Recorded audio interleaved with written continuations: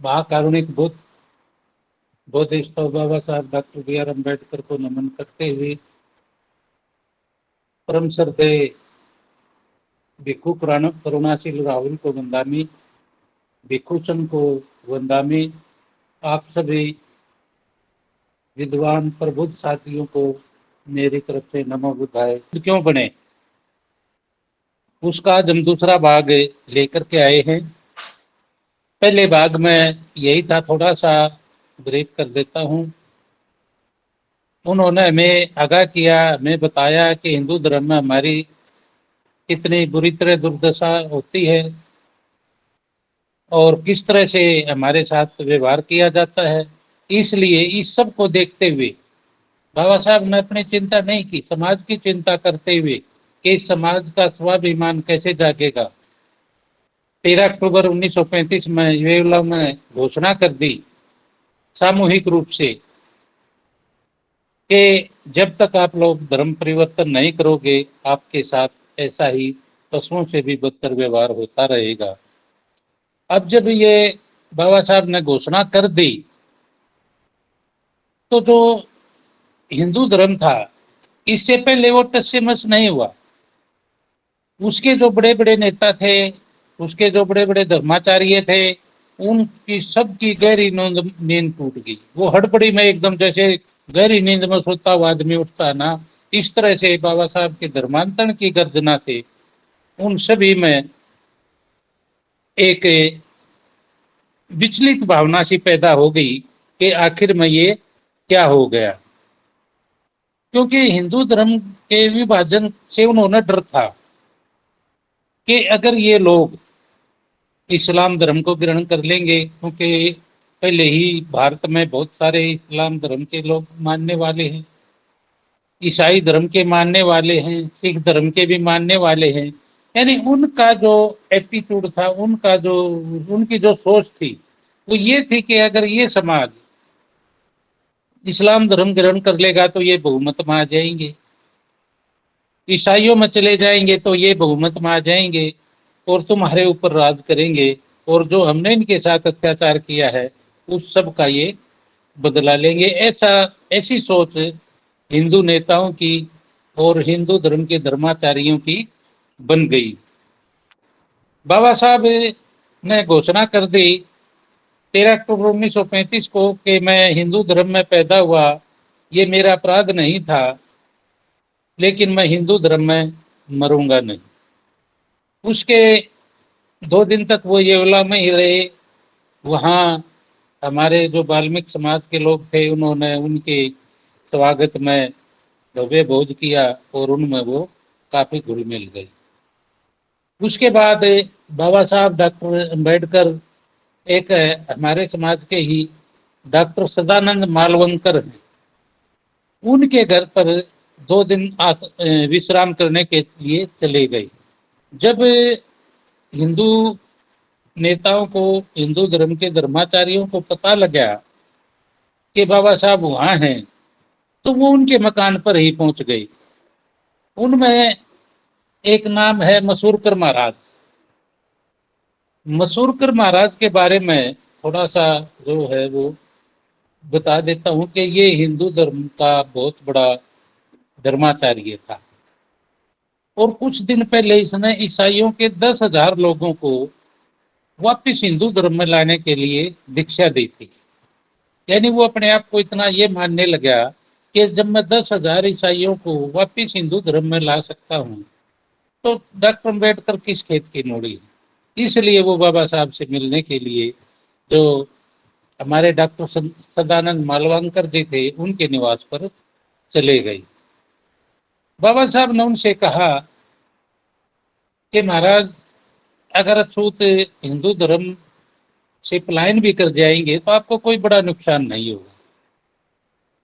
लेकिन वो जानता था मसूरकर महाराज कि अगर हिंदू धर्म से अछूत लोग चले गए तो हमारा क्या हाल होगा।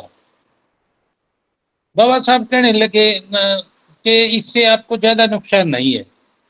मसूरकर महाराज बोले कि ये बात यहीं पर नहीं रुकेगी, ये बात बहुत आगे बढ़ जाएगी। बाबा साहब कहते हैं तो फिर मैं धर्मांतर ना करूं, ये मेरे हाथ में नहीं है। ये आप जैसे धर्माचारी हैं, आप जैसे जो बड़े हिंदू नेता हैं, उन लोगों के हाथ में है। मैं इसमें कुछ नहीं कर सकता। मैंने तो जो करना था वो कर लिया। तो मसूरकर महाराज कहते हैं कि अगर ऐसा हो गया, आप लोगों ने धर्म परिवर्तन कर लिया, तो हमारा तो इतिहास ही खत्म हो जाएगा। बाबा साहब कहते हैं कि नहीं, भारत का इतिहास तो रहेगा। हाँ, ये जरूर है कि हिंदुओं का इतिहास जरूर खत्म हो जाएगा। तो इस पर जो मसूरकर महाराज थे वो कहते हैं कि बाबा साहब, मेरी समझ में कुछ नहीं आ रहा, कृपया आप ही बताएं, इसका रास्ता आप ही बता सकते हैं। जैसे एक बार कल भी बनते जी ने मीटिंग में उसका वर्णन किया था। 1942 में जो गवर्नर जनरल थे लिनलिथ गो, उनके सामने बाबा साहब ने कहा कि आपको पता नहीं है कि मैं 500 ग्रेजुएट के बराबर हूँ। वो कहने लगे कि हाँ हो। बोले कैसे? वो कहने लगे मुझे नहीं पता कैसे हो। तो इसी तरह से मान वो जो मसूरकर महाराज था, वो भी कहने लगा जी हमें नहीं पता, इसका रास्ता आप ही बताओगे। तो बाबा साहब ने उनके सामने एक शर्त रख दी कि जब आप अस्पृश्यता को खत्म कर दोगे, अछूतों के साथ जो अछूतपन का व्यवहार है उसको खत्म कर दोगे, तो हो सकता है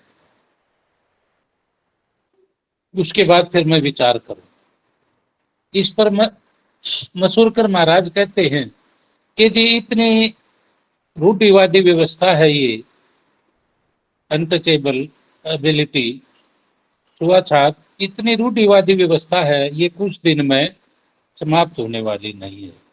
बाबा साहब ने मुस्कुरा कर कहा, कोई बात नहीं, 5-10 साल में आपकी वेट करता हूँ, आपके हृदय हृदय परिवर्तन की वेट करता हूँ। अगर आपका मन परिवर्तित हो जाता है 5-10 साल में, तो मैं उस पर फिर दोबारा से विचार करूंगा। तो इस पर मसूरकर महाराज कहते हैं ठीक है बाबा साहब, हम भरपूर कोशिश करेंगे। और डॉक्टर अम्बेडकर ने आगे कहा कि हिंदू किसको कहा जाए, क्योंकि हमारे लोग अपने आप को हिंदू मानते हैं, आप नहीं मानते हो। तो इसलिए बाबा साहब ने कहा कि हिंदू किसको कहा जाए, इसकी निश्चित व्याख्या बताई जाए।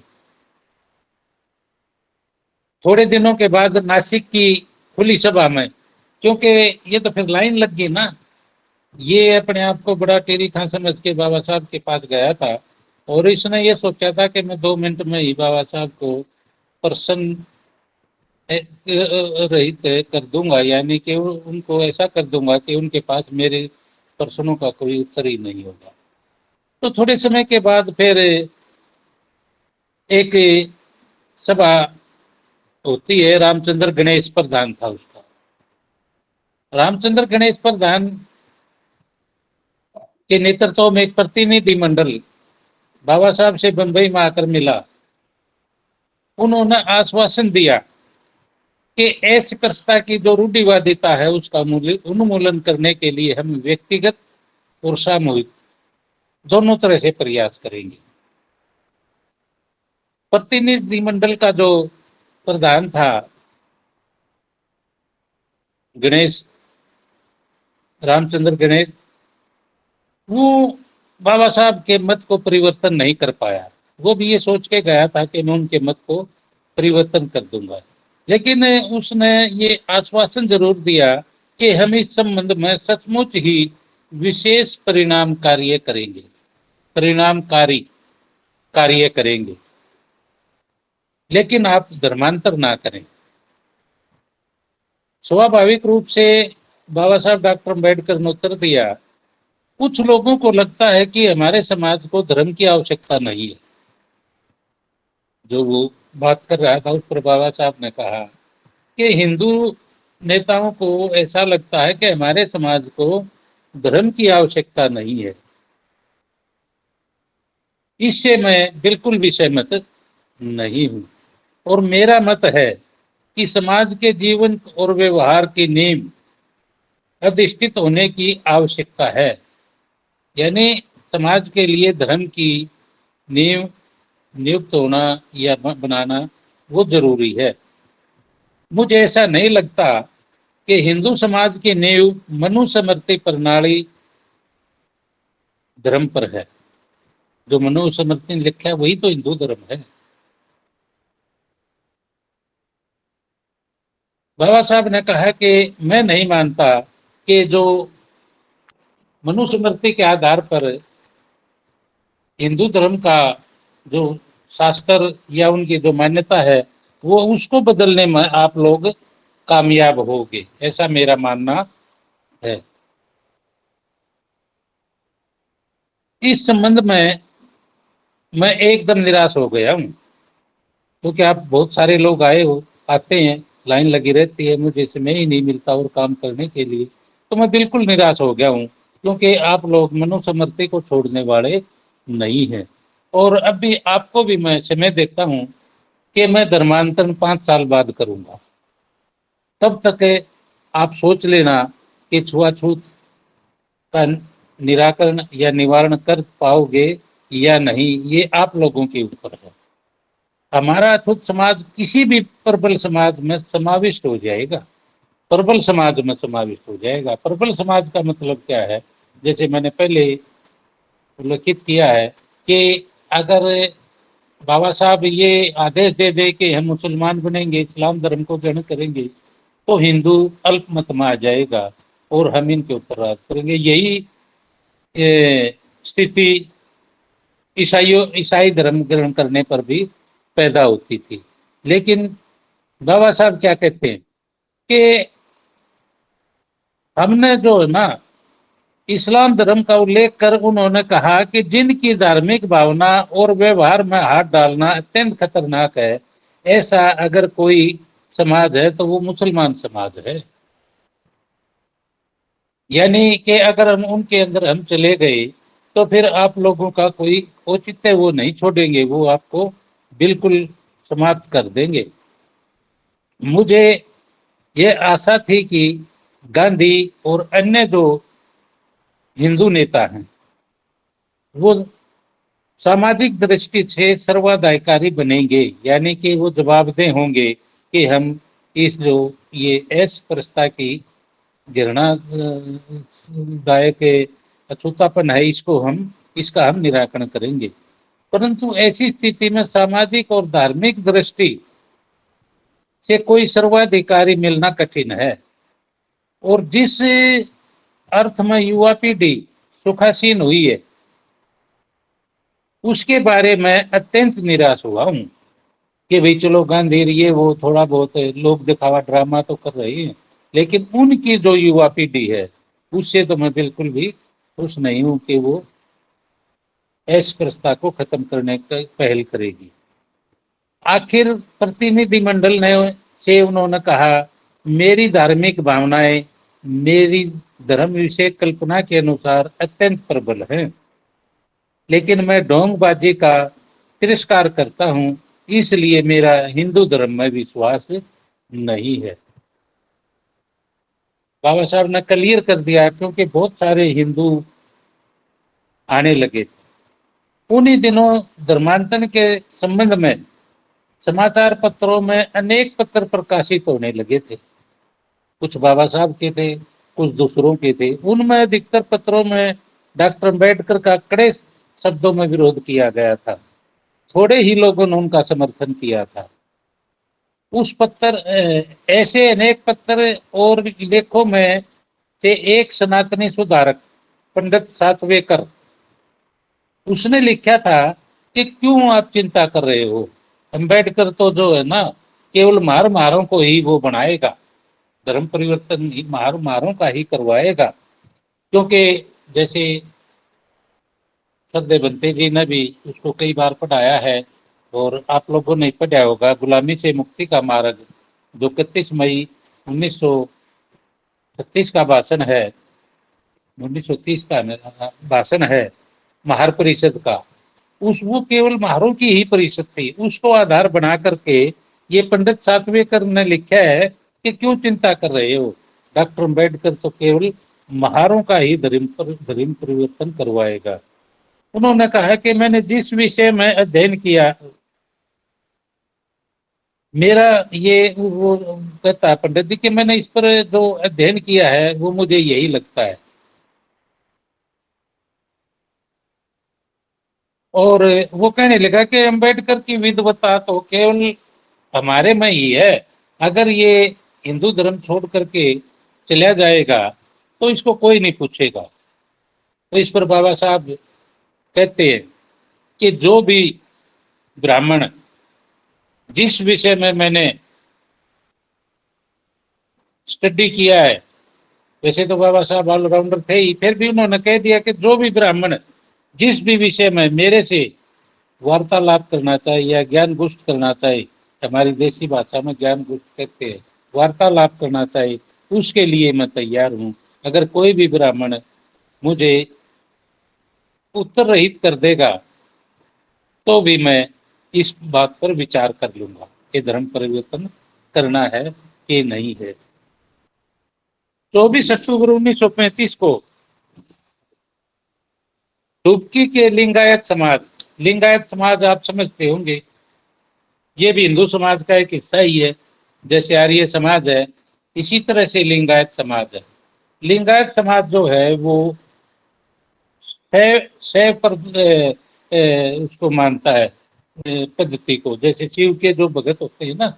और ये कन्नड़ लोग हैं लगभग, इसमें ज्यादातर ये हमारी तरफ नहीं है, ये कन्नड़ भाषा ही उनकी भाषा है और वो केरला साइड के ही है। उनके भी बाबा साहब को तार आए और चिट्ठियां मिली कि आप लिंगायत धर्म में आ जाओ, हम लिंगायत में आपके साथ भेदभाव छुआछात नहीं करेंगे। लेकिन बाबा साहब ने उनको भी मना कर दिया। धर्मांतरण की घोषणा का समाचार सर्वत्र फैल चुका था, वो चाहे देसी धर्म था चाहे कोई विदेशी धर्म था। यह समाचार सुनकर डॉक्टर अम्बेडकर को अपने अपने धर्म की ओर खींचने के लिए क्रिश्चियन, इस्लाम, सिख इत्यादि धर्म के प्रतिनिधि उन्हें मिलने के लिए आने लगे। हिंदू और सिखों को यह डर था कि डॉक्टर अम्बेडकर और उसके अनुयायियों ने यदि इस्लाम या क्रिश्चियन धर्म स्वीकार किया तो हिंदू और सिख समाज का वर्चस्व कम हो जाएगा। ये बात मैं पहले भी आपको कह चुका हूं। और धर्मांतरण अछूत लोग हिंदुओं से अपना बदला ले लेंगे कि भाई इन्होंने हमारे साथ ये किया, तथा कुछ ही वर्षों में धर्मांतरित लोग सत्ता परिवर्तन कर लेंगे और उनको सेना और पुलिस के विभाग में सारे के सारे वो अपने लोगों को समाहित कर लेंगे, भर लेंगे, फिर वे हिंदुओं पर राज करेंगे। इस परिस्थिति में वो भागकर डॉक्टर कुरुतकोटी, जो उस समय शंकराचार्य था, कुरुतकोटी ये पूना पैक्ट के समय भी था और बाद में भी ये कई साल तक शंकराचार्य रहा।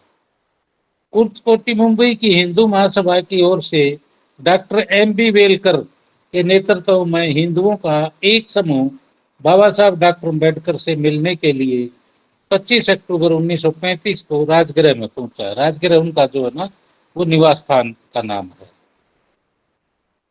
शिष्टमंडल ने डॉक्टर अम्बेडकर से अपनी व्याख्या बताई, जो भी और लोग कहते आए वही उन्होंने भी कहा।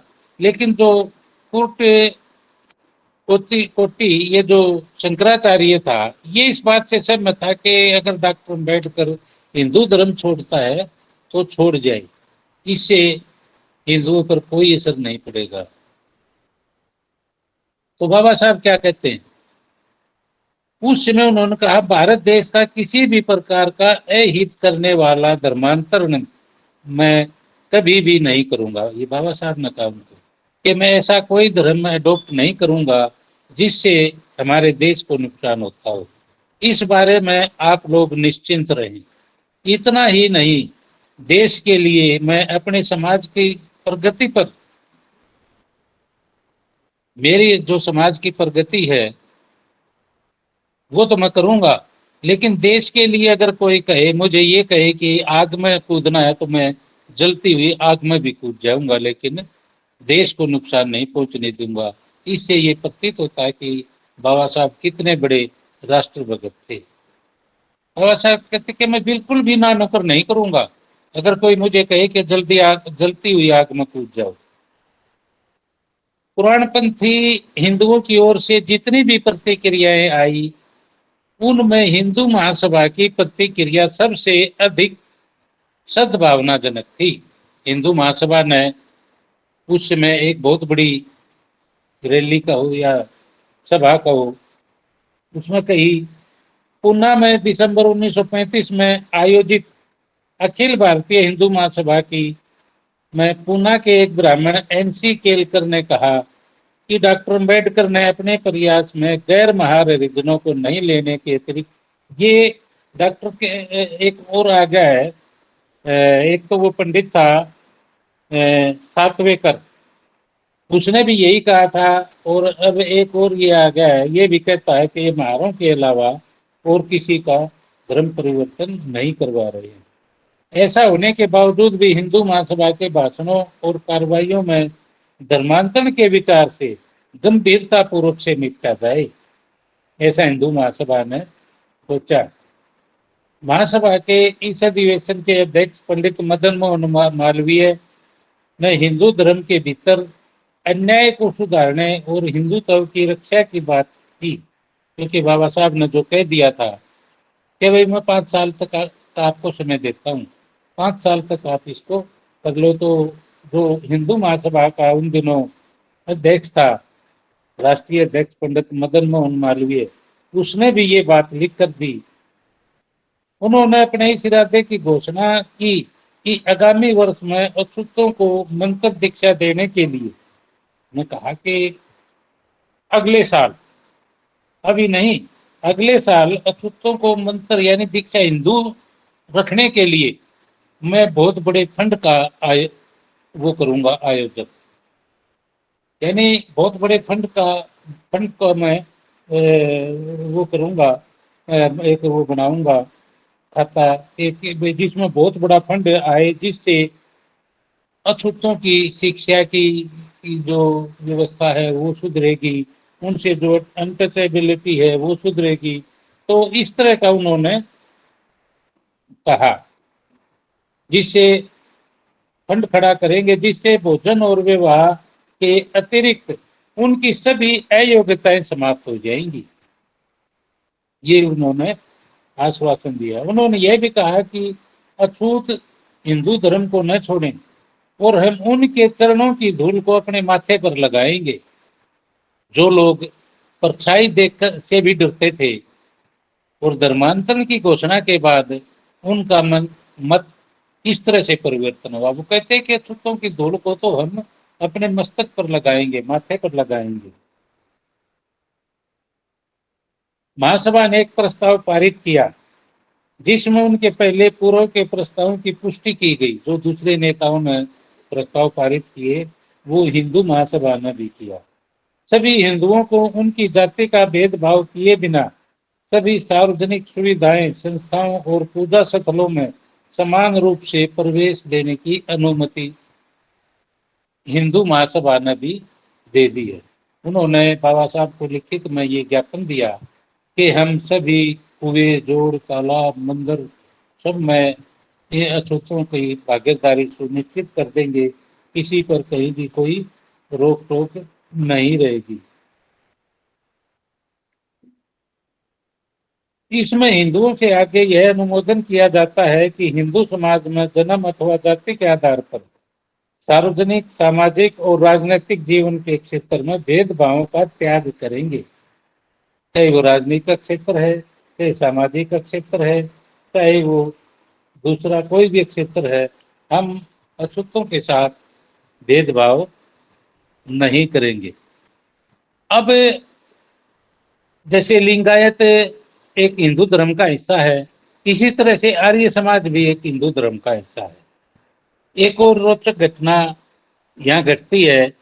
अहमदाबाद के स्थानीय आर्य समाज के सेक्रेटरी पंडित श्रुतबंधु शास्त्री ने, जो आर्य समाज का सेक्रेटरी था, पंडित जी थे श्रुतबंधु शास्त्री, उन्हें डॉक्टर अम्बेडकर से एक प्रस्ताव दिया, बाबा साहब को एक प्रस्ताव दिया कि भाई आपके बेटे के साथ मैं अपनी पुत्री का विवाह करने के लिए तैयार हूं, लेकिन आप धर्मांतरण ना करें।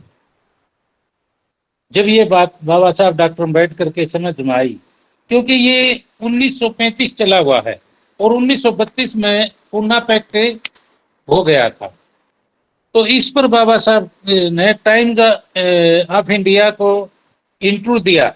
24 जुलाई 1936 के अंक में जो प्रकाशित किया गया इस प्रकार है, रूढ़िवादी हिंदू विचार के मुताबिक यह प्रस्ताव हिंदू समुदाय के प्रति महारों के इरादे के बारे में कोई संदेह शेष नहीं छोड़ेगा कि भाई जो कम्युनल अवार्ड में हमें जो मिला है वो तो फिर ये भी कह देंगे कि भाई अब तो ब्राह्मण की बेटी जो है ना एक महार के घर में आ गई है, अब छुआछात खत्म हो गई है। तो इस तरह से बाबा साहब ने टाइम्स ऑफ इंडिया को अपना इंटरव्यू दिया और उसमें ये क्लियर कर दिया कि अगर फिर ये कंप्लेंट करेंगे तो हमारे पास उसका कोई जवाब नहीं होगा।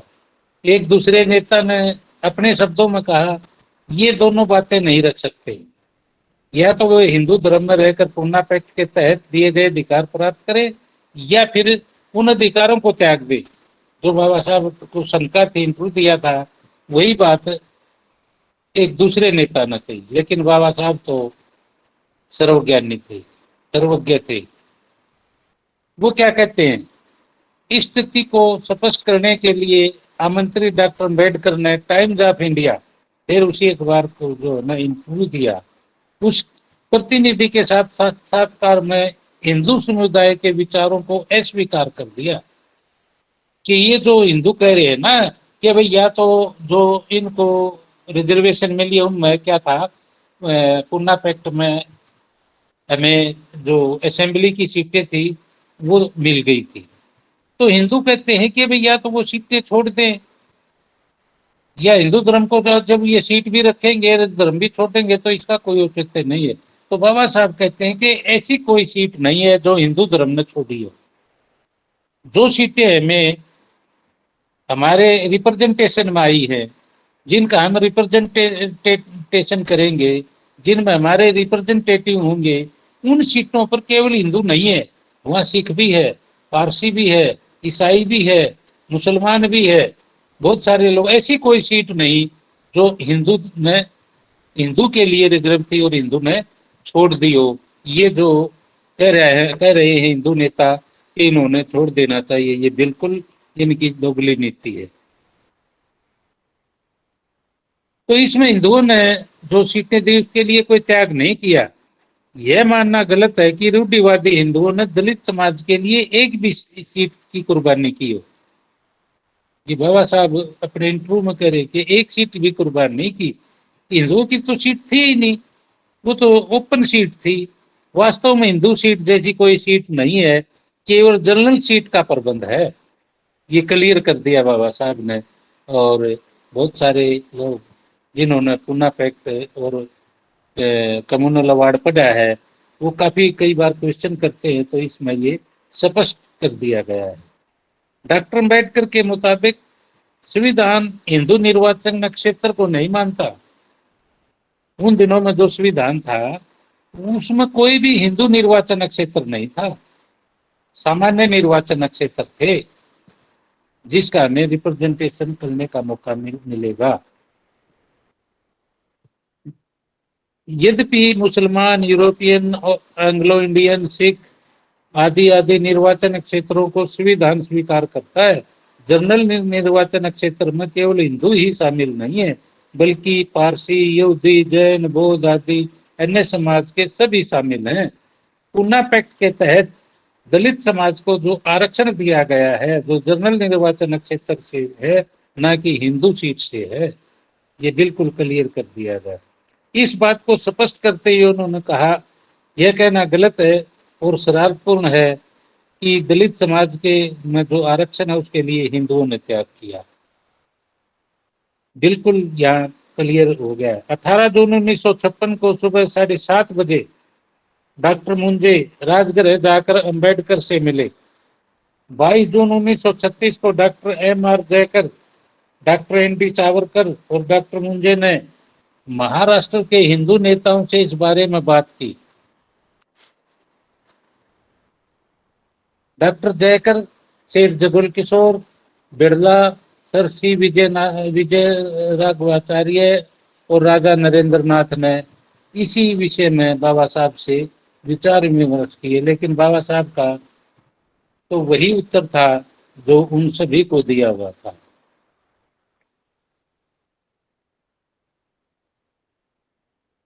हिंदू महासभा का प्रतिनिधित्व कर चुके डॉक्टर मुंजे, बी.एस. मुंजे ने गुपचुप तरीके से इस विचार को फैलाना शुरू कर दिया कि सिख धर्म में अछूतों के धर्मांतरण का अनुमोदन हिंदू नेताओं को करना चाहिए। अब उन्होंने ये तो उनकी चली नहीं कि हमने इनको रिजर्व सीटें दे दी। अब वो कहने लगे कि भाई दलितों का हिंदू नेताओं में ऐसा प्रेशर गुट तैयार करना चाहिए, ऐसा प्रेशर बनाना चाहिए कि जितने भी जो अछूत है वो सिख धर्म को अडॉप्ट कर ले। इस तरह से जो ना वो एम.सी. राजा ने इस तरह की बात कही है। इस प्रकार के धर्म परिवर्तन को,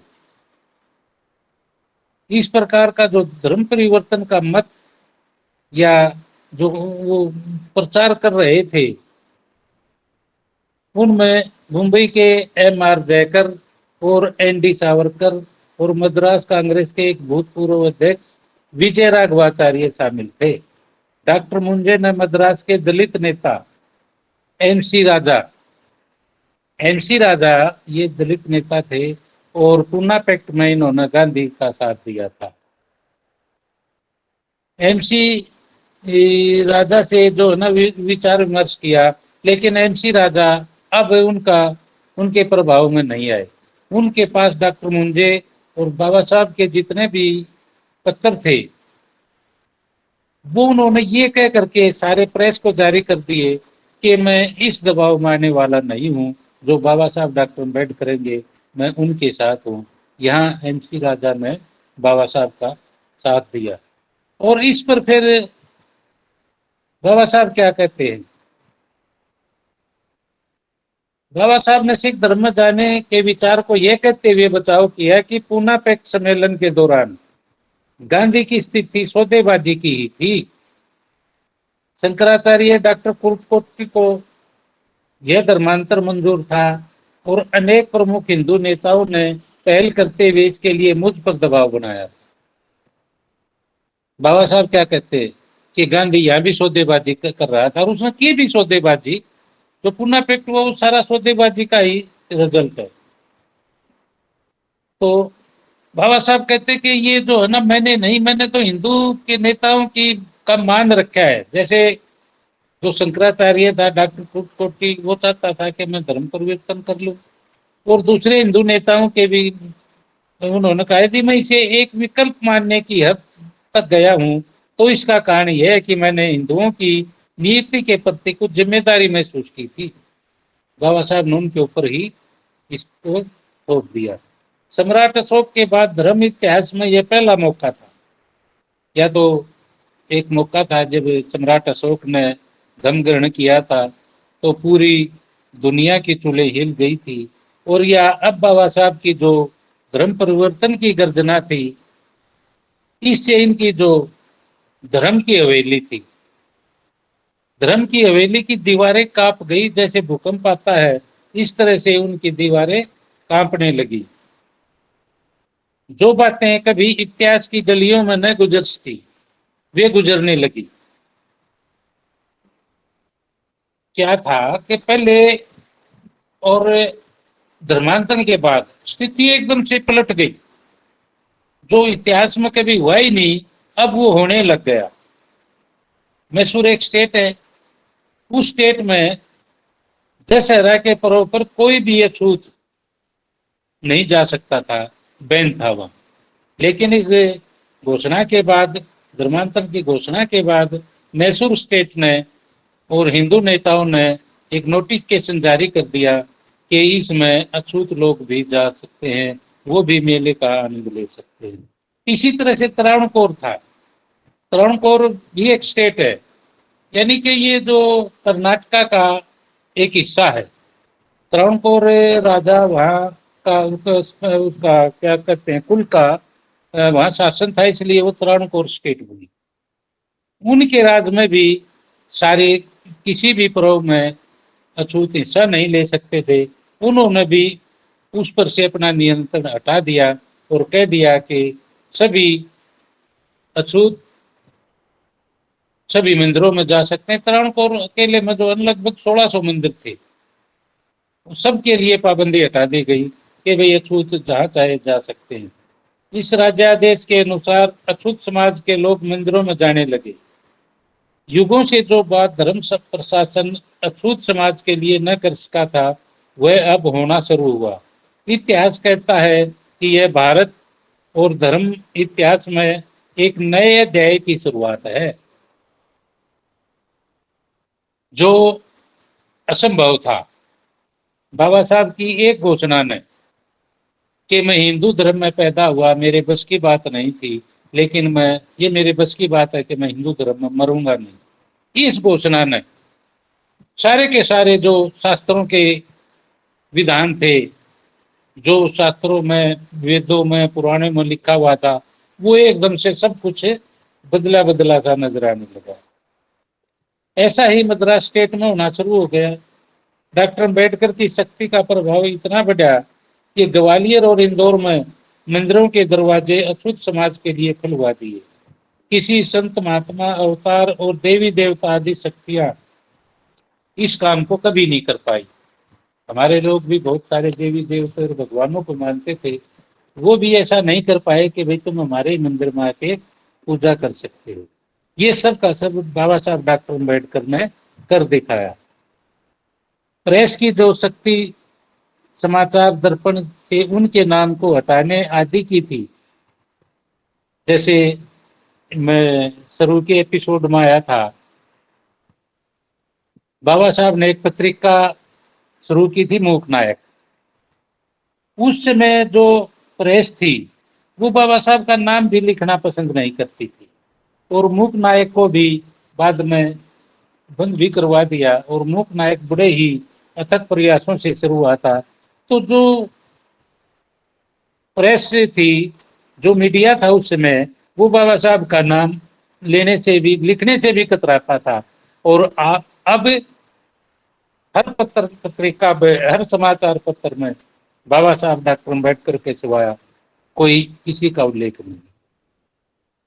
हिंदू नेता जहां बहुत क्रूर दिखाई देते थे धर्मांतरण से पहले, वहां वे पर्याप्त घबराए हुए थे। गांधी जी ने सेठ बालचंद्र, हीरा चंद्र और जमनादास बजाज जैसे करोड़पति धनाढ्य को बाबा साहब डॉक्टर अम्बेडकर के पास भेजा। उन्हें इस प्रकार का प्रलोभन देने के यत्न किए, परंतु बाबा साहब हिंदू धर्म त्यागने के अपने निश्चय से टस से मस नहीं हुए। बहुत बड़े प्रलोभन दिए गए जिसकी हम कल्पना भी नहीं कर सकते। ऐसे ऐसे प्रलोभन बाबा साहब थे। जैसा कि आर्य समाज का बताया, पंडित जी ने घोषणा कर दी भाई मैं अपनी बेटी की शादी बाबा साहब के लड़के के साथ करना चाहता हूँ। तो ये जो सारा है, ये सारे का सारा मामला है, ये धर्मांतरण के बाद हुआ है। आर्य समाज के बड़े प्रचारक और नेताओं ने भी डॉक्टर अम्बेडकर बाबा साहब पर दौड़ लगाई और कहा कि उनका आर्य धर्म वर्ण व्यवस्था को गुण कर्म के आधार पर मानता है। जाति पाति को वे जन्म से नहीं मानते। स्वामी दानंद के सत्ता प्रकाश की दुहाई दी गई। सारे भारत में ही नहीं बल्कि सारे संसार में बाबा साहब डॉक्टर अम्बेडकर की घोषणा की चर्चा थी। केवल इंडिया में ही नहीं, हर जगह ही ये चर्चा थी। अब लेकिन बाबा साहब कितने अडिग थे। डॉक्टर अम्बेडकर की धर्मांतर की घोषणा छूतों के लिए लक्ष्य बन गई थी, इसलिए उन्होंने अपनी विशाल जनता से धर्मांतरण घोषणा पर विचार करने और उसके अनुसार निर्णय लेने के लिए आह्वान किया था। बाबा साहब ने अभी ये डिक्लेयर नहीं किया था कि हम किस धर्म में जाएंगे। उन्होंने ये बात समाज के ऊपर ही छोड़ दी थी कि भाई जिसको भी आप अच्छा समझो आप ढूंढ लो, और उसके लिए मैं फिर विचार भी करेंगे। येवला में की गई घोषणा ही नहीं थी, अपितु एक संकल्प था, सम्यक संकल्प था, महान संकल्प था तथा ऐतिहासिक संकल्प था। ये घोषणा नहीं, एक संकल्प था। यह संकल्प बोधिसत्व सिद्धार्थ के उस संकल्प से कम नहीं था, क्योंकि अंत में वह भी बाबा साहब ने तथागत का ही उदाहरण दिया था। और आज के इस कड़ी के अंत में भी बाबा साहब का ही एक एग्जाम्पल दे करके मैं अपनी बात यहाँ समाप्त करूंगा। जो उन्होंने बोधि वृक्ष की छाया में संबोधि प्राप्त करने के उद्देश्य से किया था, उनका संकल्प था कि चाहे मेरी हड्डियां, मांस अथवा नशे सूख जाए, किंतु मैं यहाँ से संबोधि प्राप्त किए बगैर नहीं उठूंगा। ऐसा सिद्धार्थ गौतम ने संकल्प लिया था, और ये संकल्प बाबा साहब ने लिया था कि मैं हिंदू धर्म में नहीं रहूंगा। अब बाबा साहब डॉक्टर अम्बेडकर के जीवन में एक नया उत्सव का दिन शुरू हुआ। घोषणा के बाद उन्होंने क्या कहा? नया उत्सव। इस दिन से बाबा साहब के आंदोलन का ध्येय और रुख बदल गया। अब वे हिम्मत के साथ ठोस परिणामी गंभीर मार्ग से चलने लगे। बाबा साहब डॉक्टर अम्बेडकर के धर्मांतरण के संदेश की वजह से देश की सामाजिक संस्थाओं, राजनीतिक दल और वैचारिक मंडलों को जबरदस्त आघात पहुंचा। तो इस तरह से ये आज दूसरी कड़ी का मैं यहाँ समापन करूंगा।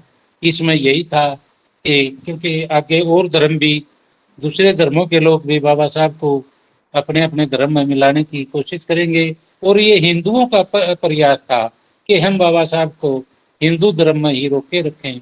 लेकिन बाबा साहब ने ये बात भी उन्हीं लोगों के ऊपर छोड़ दी कि अगर आप अस्पृश्यता का समूल विनाश कर देंगे और छुआछूत का जड़ से खत्म कर दोगे, तो हो सकता है मैं धर्मांतरण की जो अपना संकल्प है उस पर विचार करने के लिए बाध्य हो जाऊं। और मैंने आप लोगों को समय भी दे दिया है, 5 से 10 साल तक आप लोग अगर इसको मिटा दोगे तो इसके बाद मैं इस पर विचार करूंगा। तो हिंदू धर्म के जो नेताओं ने या धर्माचार्यों ने जो भी प्रयास किए, मैंने अपनी इस छोटी सी बात में बताने का प्रयास किया है। अगर कहीं कोई बात छूट गई हो या हो सकता है कि वो तथ्य पर आधारित ना हो, उसके लिए मैं आप लोगों से निवेदन करूंगा कि मुझे उसके बारे में अवगत कराएं। इन्हीं शब्दों के साथ नमो बुद्धाय, जय भीम।